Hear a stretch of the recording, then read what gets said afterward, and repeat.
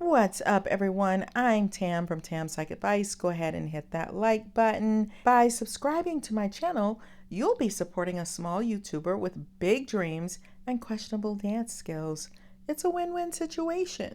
Now, let's talk about INFJs, ENFJs, and ISFPs, the mix-up. And I have to confess, maybe you've never mixed these types up, but I have, because I'm an imperfect human being. So there is someone that I'm thinking of that I've always thought was an INFJ. And then there was somebody else that I've seen that mirrored her. And I'm like, there's something similar about both of them. And I really like both of these types. I really liked engaging with them. I felt comfortable with them. But there was something missing that I was always trying to fill in the gaps for. I always thought they were an INFJ, and yet my INFJ friends or people that I know, they talk with intuition on the outside. So you can gain a lot of insight by listening to most of them, not all of them, but you can gain a lot of insight because they speak with this knowledge. That's the best way I can explain it to you. So like for the rest of us, we might say this pencil writes because it has lead in it, but they're going to give you an insight about, the pencil, it makes this smooth movement because the charcoal, when it graces the paper, there's something happening underneath that none of us can see. And when you're writing with this pencil, your thoughts become connected because you see what I mean? And these particular people that I know that I thought were INFJs, there wasn't that depth. It was sort of, it is what it is. Here are the rules of life. I'm a censor. Now, both of these ladies were super glamorous, super beautiful, very into hair and makeup and aesthetics. Not to say that all ISFPs are, but there was no depth. And I'm not saying that there wasn't any intelligence. That's not what I'm saying. It's just there was no depth, deeper, hidden things being spoken that bring you to new insights when they speak. We would just talk about the weather, or we've got to hurry, or dinner is ready, or just, everyday, nice, fun, easy conversation. So you might argue with me, but I'm going to go a little bit deeper now and try to explain to you what the differences in these three types are, and why we can sometimes mix them up. So have you ever wondered if it's possible to confuse individuals with different personality types, such as ISFP, INFJ, and ENFJ, when you meet them in person? Each of these types has distinct characteristics and traits that make them unique. However, when it comes to personal interactions, we often find ourselves intrigued by the idea of how well we can understand and differentiate between them. Let's delve into this intriguing world of personality types and explore if it's possible to confuse ISFPs, INFJs, and ENFJs when encountering them face to face. Confusion may arise when trying to distinguish between an INFJ and an ISFP due to their similarities in certain aspects. Both types are introverted and value personal integrity and authenticity. They both tend to be empathetic and considerate of others' feelings.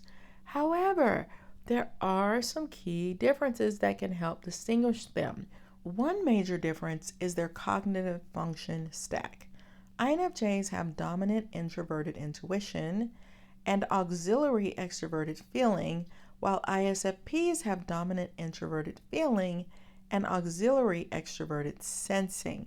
This means that INFJs are more focused on abstract ideas, patterns, and possibilities, while ISFPs are more in tune with their personal values and sensory experiences. Another difference is their approach to decision making. INFJs rely more on their intuition and seek deeper meaning and insight when making decisions. ISFPs, on the other hand, rely on their personal values and emotions to guide their choices. Outwardly, INFJs and ISFPs may appear similar in their reserved and introspective nature. They both tend to be compassionate and empathetic, which can make them seem alike. However, INFJs may have a more serious and intense demeanor, while ISFPs may appear more laid back and easygoing. The best way to distinguish is to look at their cognitive stack or their cognitive functions, decision-making processes, and individual behavior. So in terms of demeanor, INFJs and ISFPs can have distinct differences. INFJs often have a serious and introspective demeanor. They may appear thoughtful and contemplative, spending a lot of time analyzing and reflecting on their thoughts and emotions. INFJs also tend to have a sense of purpose and passion, which can manifest in their intensity and determination. Now, I'm sure you've heard, if you've been in the MBTI world for a long time, that ISFPs have been called the most intuitive of the sensing types. Hence why there was a little bit of confusion, even though they really are totally different. On the other hand, and in addition, ISFPs often have a more laid back and easygoing demeanor. They tend to be present focused and enjoy engaging with their senses and immediate experiences. ISFPs are often described as gentle and caring with a calm and peaceful presence. They may have a more relaxed approach to life, preferring to go with the flow rather than feeling the need for intense planning or structure. When it comes to their ability to go deep into the psyche, both INFJs and ISFPs have the capacity for introspection and self-reflection, although they may approach it in different ways. INFJs, with their dominant introverted intuition, NI, are often drawn to exploring abstract concepts, symbolisms, and patterns.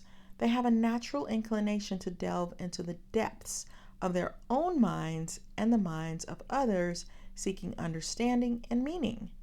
ISFPs, with their dominant introverted feeling, have a strong internal value system. They're deeply in touch with their own emotions, which allows them to navigate their inner world with sensitivity and authenticity. While they may not have the same inclination for abstract exploration as INFJs, ISFPs can still have a deep understanding of their own emotions, motivations, and values.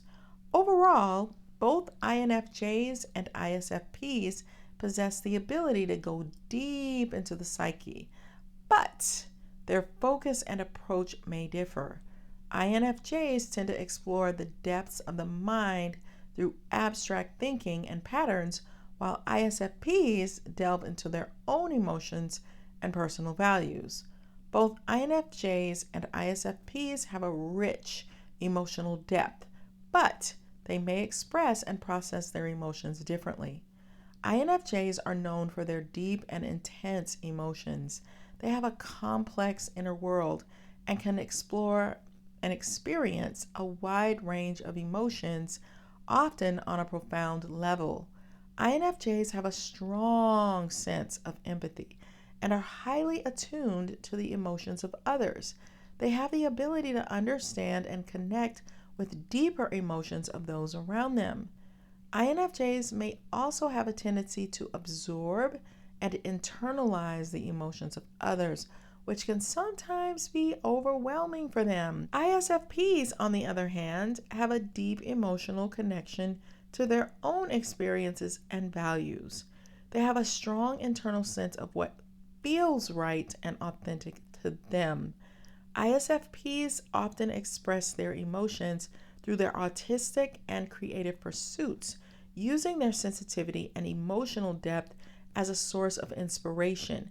They may have a quieter and more introspective approach to their emotions, preferring to process and explore them in their own personal space.